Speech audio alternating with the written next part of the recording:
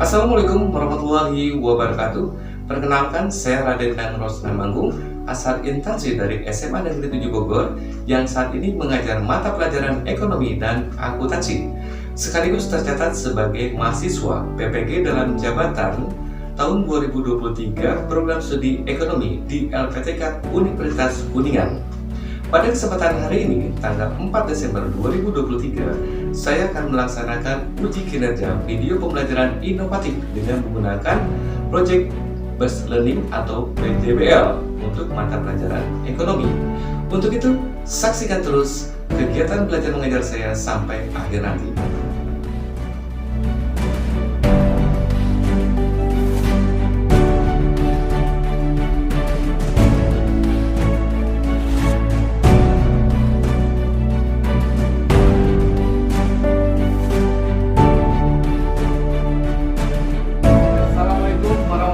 Wabarakatuh. Waalaikumsalam warahmatullahi wabarakatuh. Oke, bagaimana kabarnya anak-anak hari ini? Alhamdulillah baik. Alhamdulillah baik ya. Untuk absensi gimana? Apakah jauh lebih baik dari minggu-minggu kemarin? Alhamdulillah sekarang banyak yang nggak masuk. Banyak yang nggak masuk ya, banyak yang sakit. Ya karena sekarang ini kan musim hujan juga, ya karena sekarang musim hujan. Oke ya, buat teman-teman kalian yang sakit, kita doakan bersama ya semoga lekas sembuh dan bisa kembali bergabung bersama kalian ya untuk belajar. Oke, ini piketnya tetap jalan ya, jalan kelas juga harus rapi, kemudian juga buku juga ya. Kemudian jangan ada tas di meja, karena dengan tas di meja itu jadi mengganggu kalian dalam menulis maupun belajar ya. Oke, agar hari ini pembelajaran kita lebih bermakna dan juga kalian diberikan kemudahan pemahaman belajar, kita berdoa dulu. Mangga dipimpin oleh ketua kelasnya. Mana ketua kelasnya? Disiapkan. Aman. Sebelum mulai pelajaran, sebaiknya kita berdoa sesuai budaya masing-masing. Berdoa.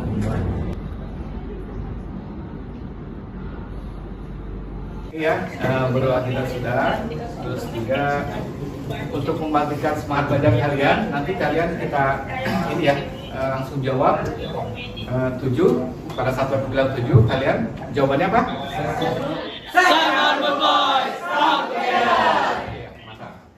Oke, nah untuk pada kesempatan hari ini ya, Bapak akan menerangkan tentang bab baru, yaitu tentang apa? Tentang terbentuknya keseimbangan pasar dan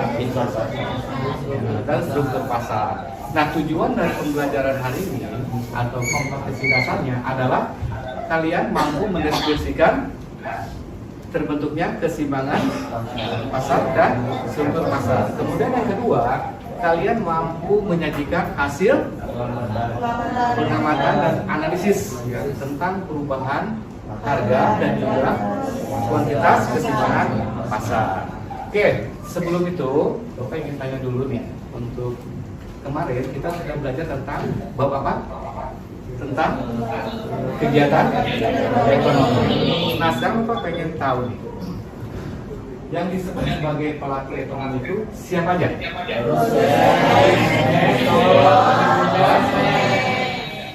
Apa tentang pengertian dari permintaan? Apa yang maksud dengan permintaan? Ada yang tahu?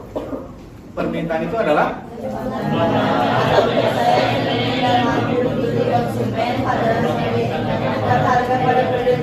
ya, betul. Nah, di hukum permintaan ini apa tuh hukum permintaan dari semakin rendah harga semakin kemudian sebaliknya semakin tinggi harga suatu barang maka akan semakin turun. Nah, di dalam permintaan ini itu ada 3 jenis. Apa aja?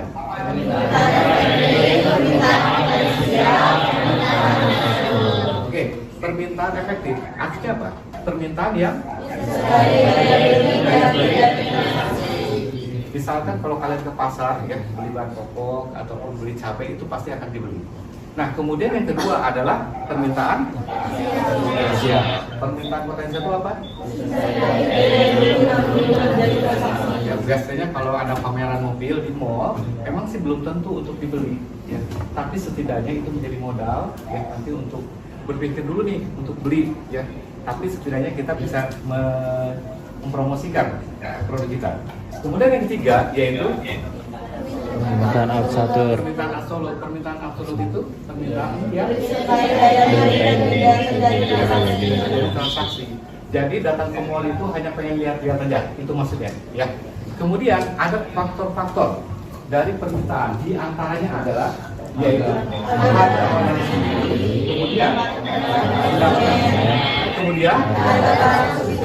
kemudian apa lagi? Kemudian jumlah penduduk, ekspektasi. Maksudnya ekspektasi itu gini, misalkan harga emas di tahun depan ini akan naik, gitu. Jadi kalian sudah beli dulu nih mas, itu sebenarnya ekspektasi, ya, ekspektasi penawaran. Apa yang maksud dengan penawaran? Penawaran itu adalah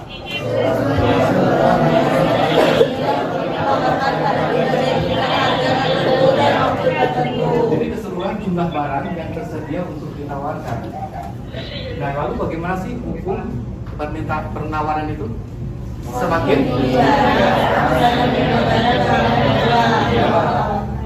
tinggi harga barang akan semakin banyak jumlah barang yang akan ditawarkan. Kemudian kalau sebaliknya semakin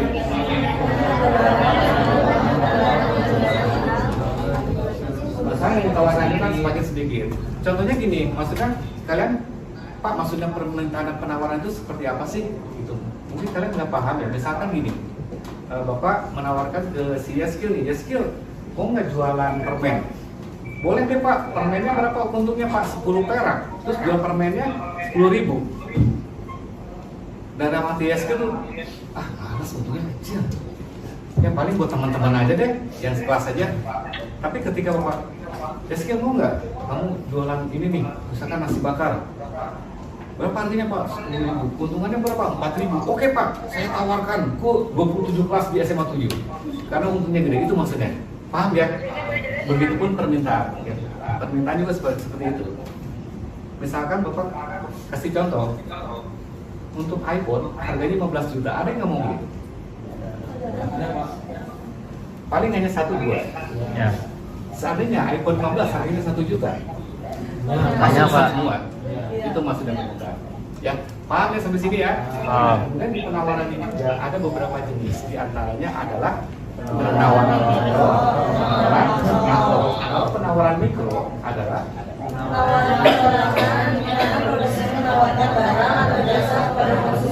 jadi langsung. Contohnya seperti apa? Kalau kalian belanja di warung, jadi langsung ke konsumennya. Tapi kalau makro, yaitu apa pengertian dari makro? Lebih memfokuskan pada kondisi pasar. Jadi dari produsen itu langsung ke distributor, biasanya begitu. Jadi nggak ke perorangan, paham ya? Nah kemudian untuk faktor-faktornya apa aja? Kemudian teknologi yang digunakan, kemudian produsen, kemudian kalau di penawaran ini sangat berpengaruh banget ya untuk teknologi yang digunakan, kemudian biaya produksi juga sangat berpengaruh sekali ya. Kemudian kalau kurva penawaran itu berselok positif ke dalam ditawar-tawarkan seperti itu ya. Sekarang Bapak akan menayangkan sebuah video ya. Kalian sudah tahu dasarnya tentang permintaan dan penawaran. Nah sekarang Bapak ingin mengkaitkan antara inflasi. Kenapa terjadinya inflasi ya? Salah satunya adalah disebabkan oleh permintaan dan penawaran. Nah di sini ada beberapa tayangan videonya. Kalian coba amati ya, kemudian kalian nanti coba analisis.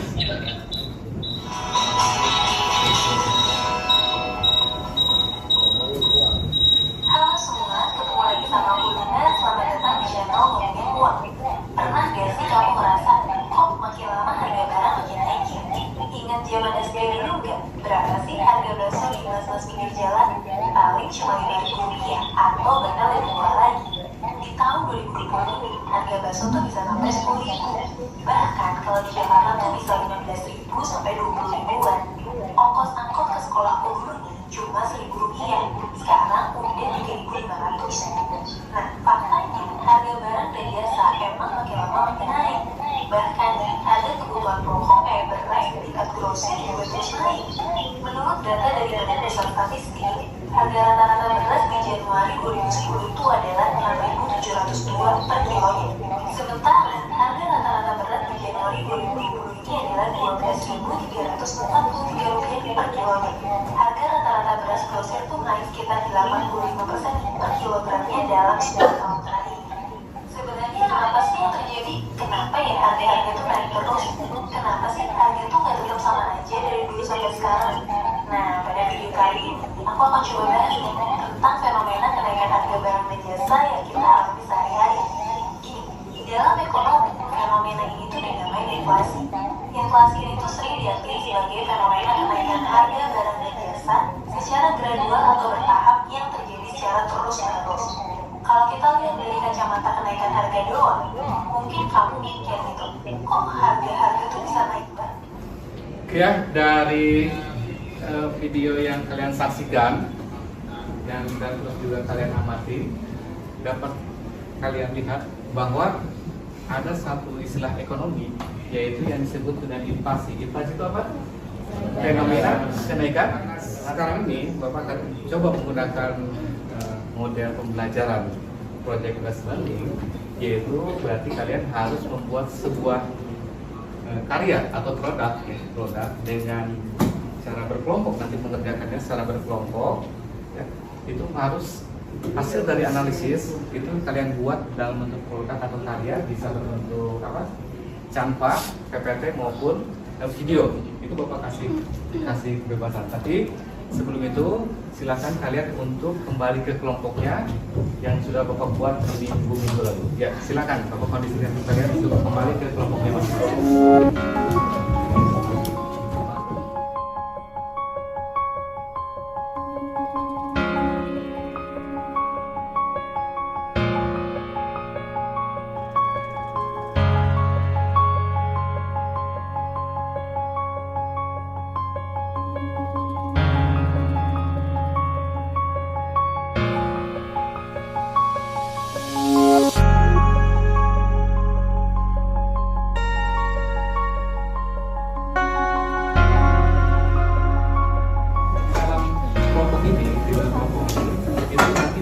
Bapak telah membagikan bentuk ini ya, LKPD dalam bentuk PDF.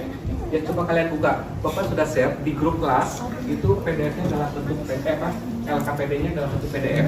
Sudah dibuka?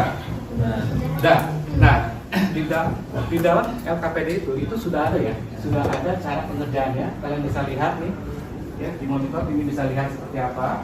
Kemudian nanti ini sebagai selain untuk menilai pengetahuan juga sebagai panduan ya, sebagai panduan dan acuan kalian untuk mencari literatur tentang inflasi yang disebabkan oleh permintaan dan penawaran. Nah, nanti dalam penilaian itu ada 3 aspek. Apa aja sih yang dinilai yang kalian tahu? Pertama adalah sikap, kedua pengetahuan, kemudian keterampilan. Nah, untuk sikap, nah di sini Bapak menggunakan satu strategi mapping assessment ya. Jadi di dalam LKPD kalau kalian scroll ke bawah itu ada jurnal. Tujuannya untuk apa? Kalau Bapak menilai sikap kalian masing-masing kayaknya nggak keburu ya. Jadi Bapak memberikan jurnal di dalam LKPD itu untuk dinilai sesama teman kalian. Mungkin teman ini rajin, teman ini mau mencari, teman ini mau kerjasama, atau teman ini pengennya santai mulu gitu. Ya, di situ ada 6. Karena kelompok kita kan ada 6 ya, anggotanya ada 6. Terus nanti kalian saling menilai untuk masalahnya sikap itu untuk teman sejawat ya, teman antara anggota itu nanti kalian bisa lihat ya. Itu kalau kalian scroll tampilannya nanti dinilainya adalah ketika kalian presentasi. Ya, yang satu membuka, yang satunya menulis, yang satunya menjawab. Juga bagaimana kalian menanggapi pertanyaan-pertanyaan yang diajukan oleh teman-temannya. Itu untuk penilaian keterampilan. Oke ya? Siap? Oke, Bapak kasih waktu 25 menit untuk bekerja.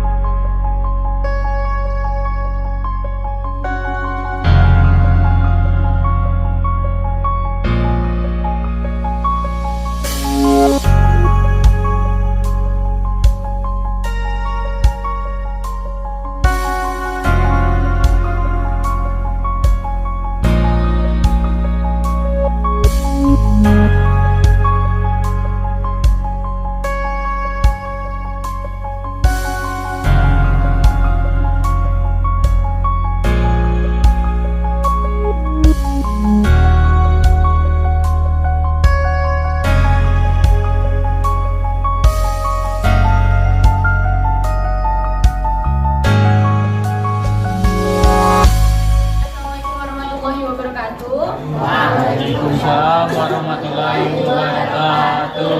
Kami di sini mau mempresentasikan tentang inflasi. Sebelumnya, perkenalkan, aku Cindy Aurelia Kreni. Perkenalkan, nama saya Nur Azza Yasi. Aku Ananda Dwi Zahra. Nah, kita mulai.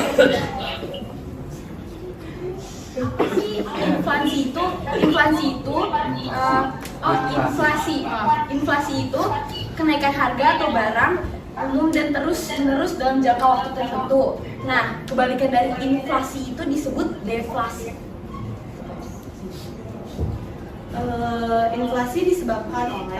Inflasi terjadi disebabkan oleh kenaikan permintaan total terhadap barang dan jasa. Kenaikan biaya produksi atau inflation, kenaikan biaya produksi menyebabkan barang yang ditawarkan mengalami kenaikan harga. Meningkatnya jumlah uang yang beredar dalam masyarakat atau money in kiranya. Apa saja contoh dari inflasi? Contoh kondisi inflasi di Indonesia adalah kenaikan harga BBM yang mengakibatkan biaya produksi naik dan berdampak pada kenaikan barang dan jasa yang dihasilkan. Kenaikan harga beberapa komoditas seperti telur, cabai, dan daging ayam juga berkontribusi terhadap terjadinya inflasi di Indonesia. Kita buka sesi tanya jawab. Ada yang mau bertanya? Bisa Dari kelompok mana? dijelaskan. Fikri? Kelompok 3. Lihat dulu ya. Dibatasi 3 ya? 3 pertanyaan.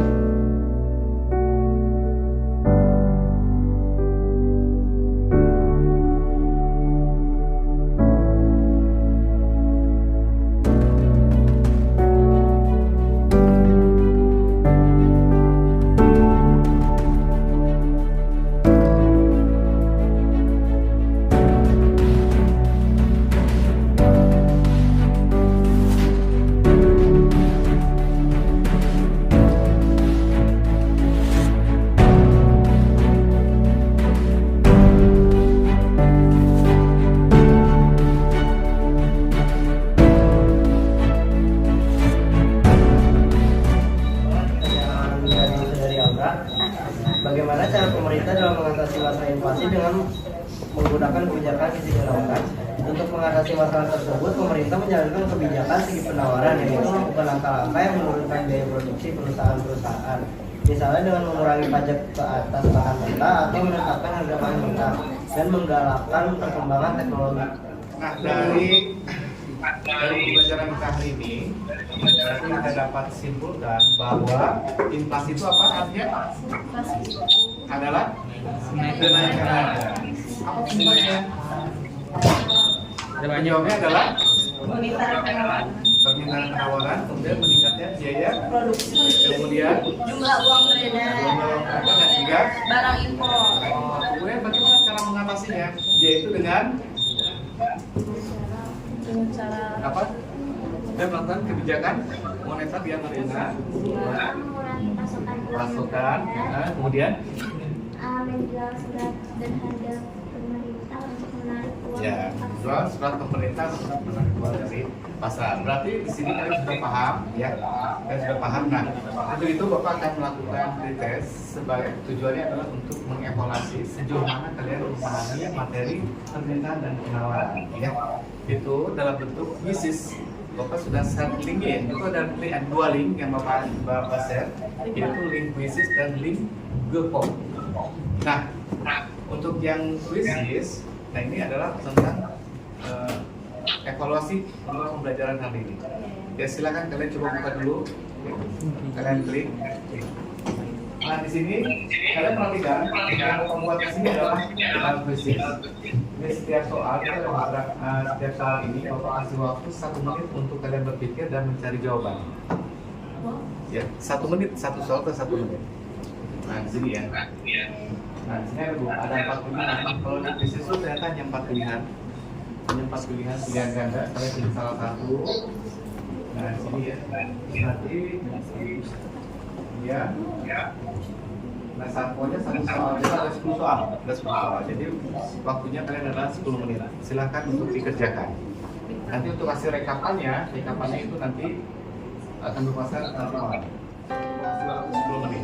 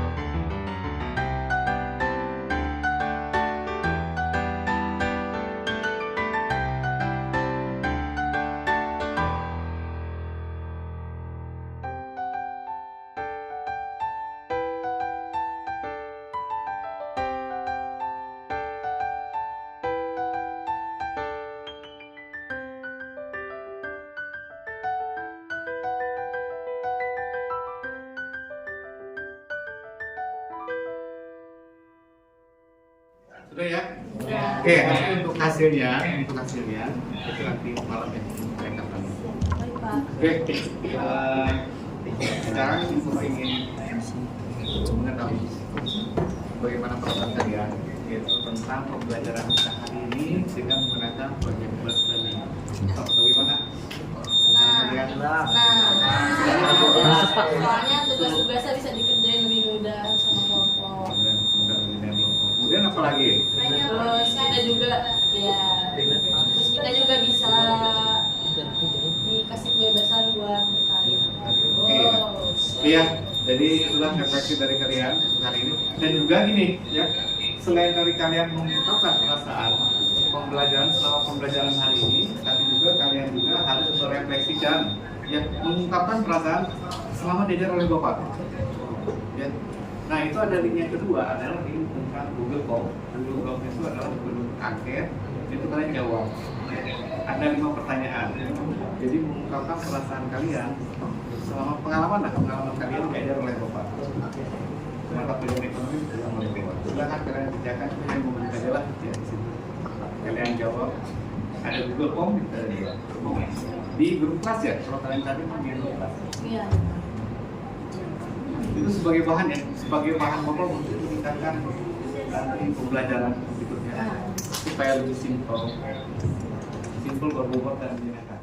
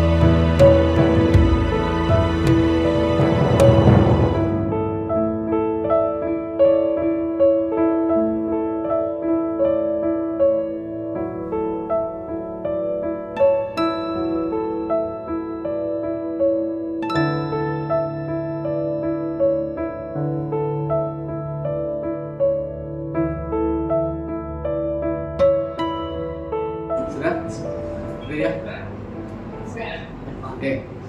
Sudah tinggal kirim aja lah, nggak perlu panjang. Oke ya, kalau perhatikan lagi ke depan, kalau perhatikan. Jadi untuk minggu depan itu tidak ada materi, karena kalian sudah mulai ulangan. Ya. Bapak harapkan kalian belajar, dan belajar. Karena kepercayaan diri itu timbul karena apa? Kalian harus sering belajar, sering berlatih dan mencoba. Itulah timbul kepercayaan diri. Oke. Terus juga Bogor sekarang sudah menunjukkan jati dirinya sebagai kota hujan, ya. Jaga kondisi dan kesehatan, dan lupa bawa payung dan jas hujan. Kalau yang tidak bawa, ya, kalian tunggu dulu reda, tunggu reda dulu. Terus juga dikonfirmasi ke orang tua kalian bahwa kalian masih ada di sekolah. Itu aja ya. Oke ya. Oke, Bogor sudahi pembelajaran hari ini. Terima kasih atas perhatiannya. Mari kita berdoa dulu sebelum bubar supaya kita diberikan keselamatan dan keselamatan. Yuk, silakan dipimpin oleh ketua-ketuanya. Sebelum kita berdoa sesuai dengan